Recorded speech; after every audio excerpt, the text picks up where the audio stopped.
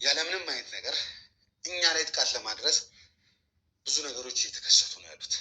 ነገሮችን እየጨረስን ስለሆነ እየደረስንባቸው እና እየተጠጋን ስለሆነ እኛ ላይ አዙሮ ቦታዎች ተከፍቷል። እሱ ብቻ አይደለም፣ በጣም በሚያሳዝን ሁኔታ አይታችኋል።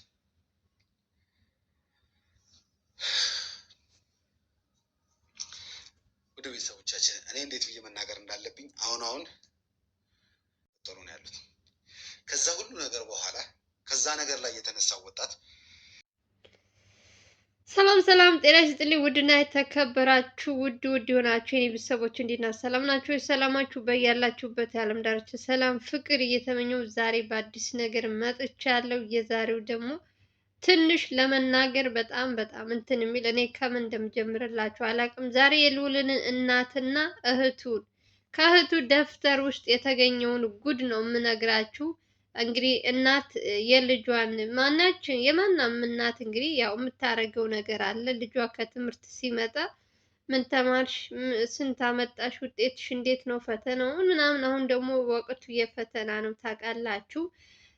እና ይሄን ነገሮች እንትን ለማለት ለማጣራት እንግዲህ ቦርሳዋ ውስጥ ስትገባ ደብተር ውስጥ የተገኘው እንግዲህ ታስታውሳላችሁ፣ ልዑል የፈረመውን ወረቀት አክስትየው ያስፈረመችው ፎቶኮፒ አድርጋ ከሷ እንትን ውስጥ ተገኘ ዛሬ። እና የልዑል እናት ደግሞ ተጠራጠረች እና ማንበብም ትንሽ አይናቸው እሺ ስለማይላቸው ያንን ፎቶኮፒ ያደረገችውን ወረቀት ደበቀችባት። ደብቃ ልጅቷ ደግሞ ያን ወረቀት ትፈልጋለች በቃ የት አድርጌውን ምናምን እያለች ለእናቱ ስትጠይቃት ምን የሚል ነው ወረቀቱ ስትል የትምህርት ቤት እንትን የተባለልኝ ነው ምናምን እያለች እናትየውን ለመዋሸት ምናምን ሞከረች።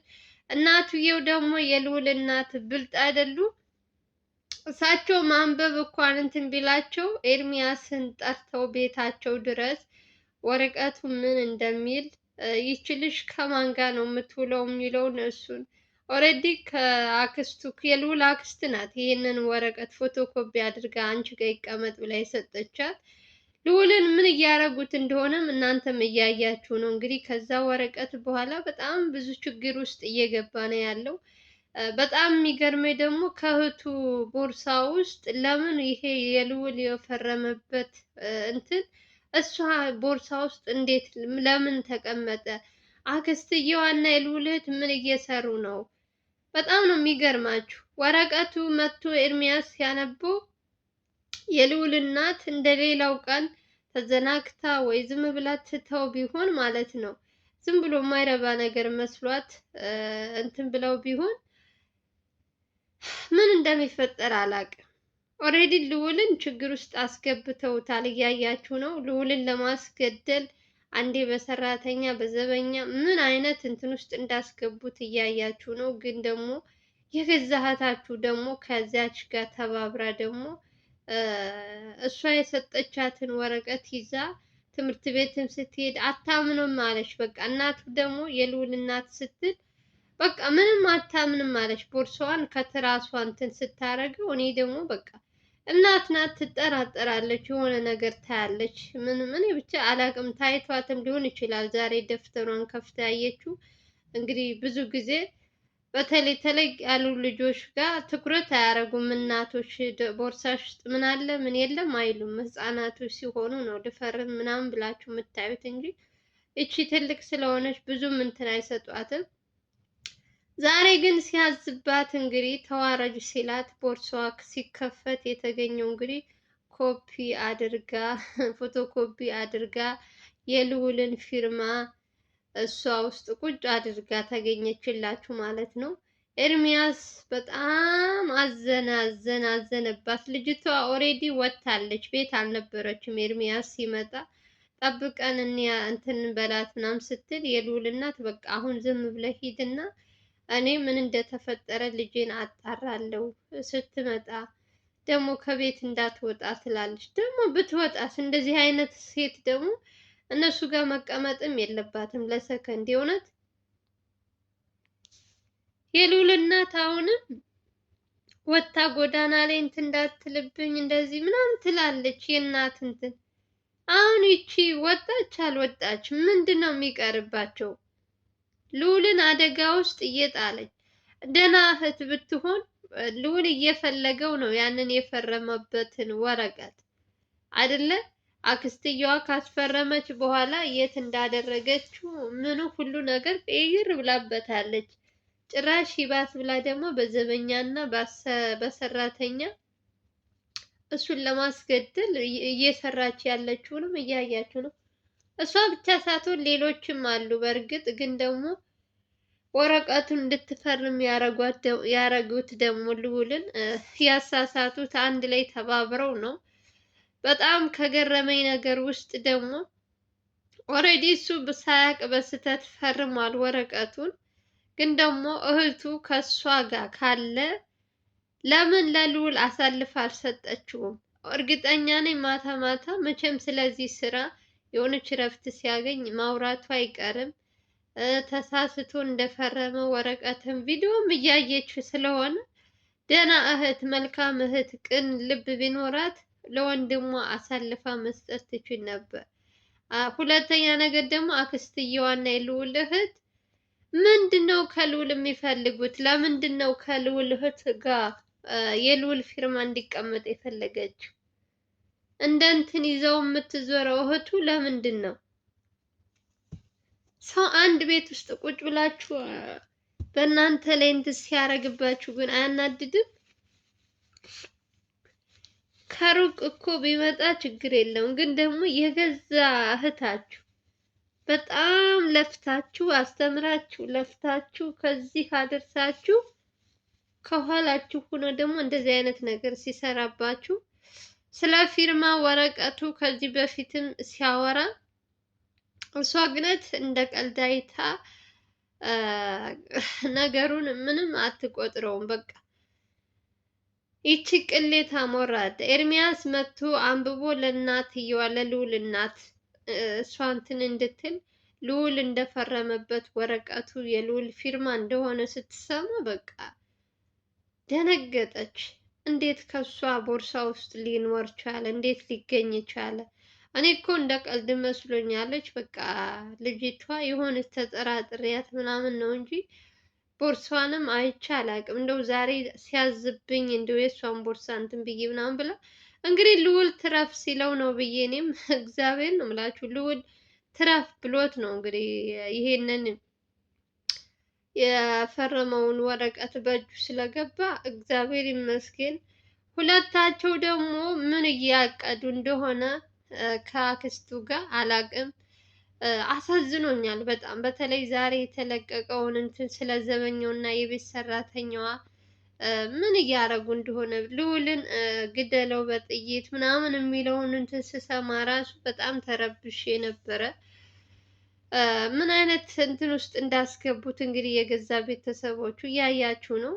የሰው ባዳ እንኳን ቢሆን ራሳችሁን ለመጠበቅ ትከላከላላችሁ። ግን የራሳችሁ ሰው ደግሞ በዚህ ልክ ሲያሳድዳችሁ ሲያሰቃያችሁ ለማን እንደምትናገሩ አላውቅም። ልዑል የገባበት እንትን በጣም ችግር ላይ ነው ያለው። እግዚአብሔር ይስጣቸው ጓደኞቹ በክፉም በምኑም አብረውት ያሉት እነ ኤርሚያስ እነ ሚኪ ሌሎችም አሉ። እነሱ እግዚአብሔር ይስጣቸው። በእነሱ ስም እንግዲህ እኔም አመሰግናቸዋለሁ።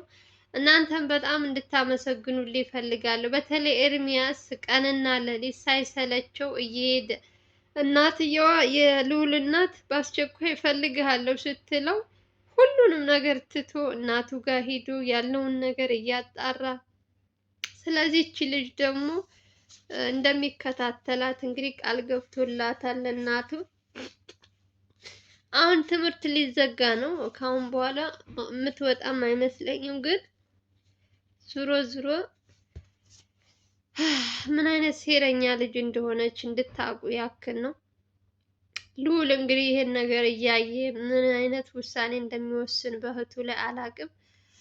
ከለላችን ላይ ልዑል ያዳላል እምላችሁ ወድጄ አይደለም። ከዚህ በፊትም ከአንድም ስንት ጊዜ ከዚህ ሴትዮ ጋር እየተያዘች እህቱን አሳልፎ ለህግ ለመስጠት ያው ወንድም ነው ትረዱታላችሁ ብዬ አስባለሁ። እኔም ልክ እንደዛ ነው።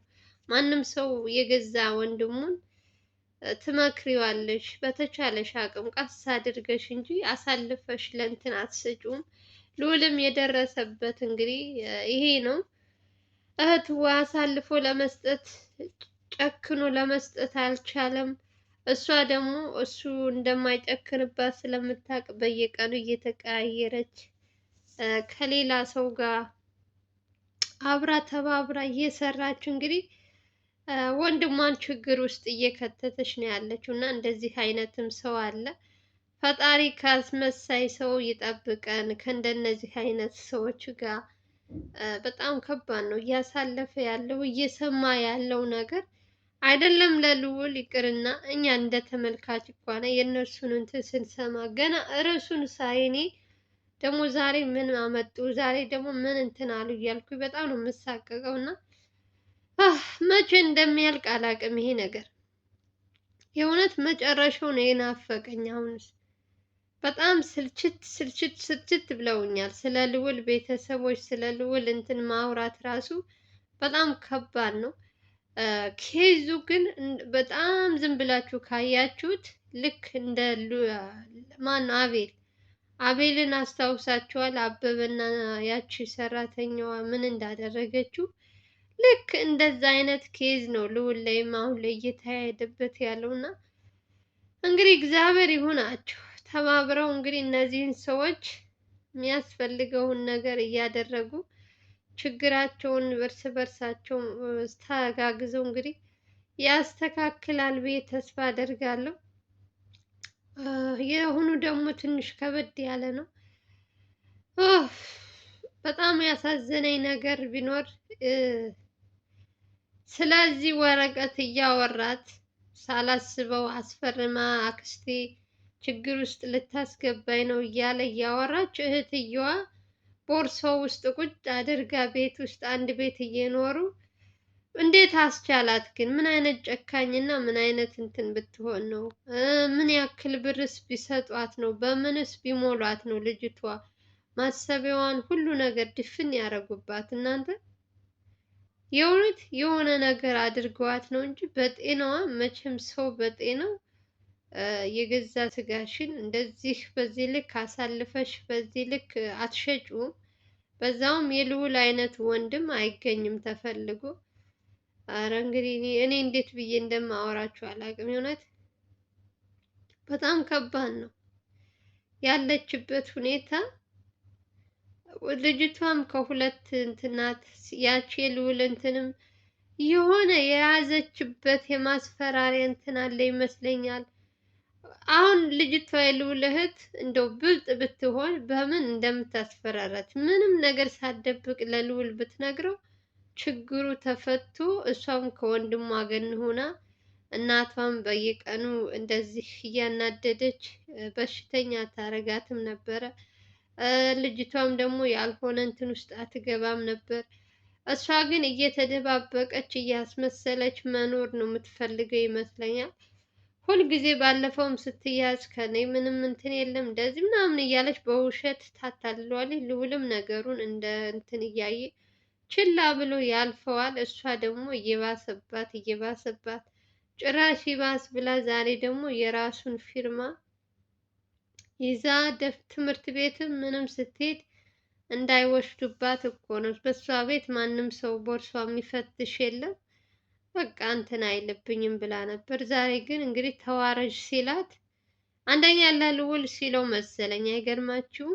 ልዑልን ፈጣሪ ይወደዋል። የእናንተም ጸሎት የእናቱም ይመስለኛል። በሚሄድበት ሁሉ በቃ እሱ እንትን ያለው ነገር ይሳካል። እና ዛሬ እናትየዋ ይሄን ነገር ማየቷ ለልዑል በጣም ትልቅ እረፍት ነው። ለልዑል ትልቅ ነገር ነው ያደረገችለት።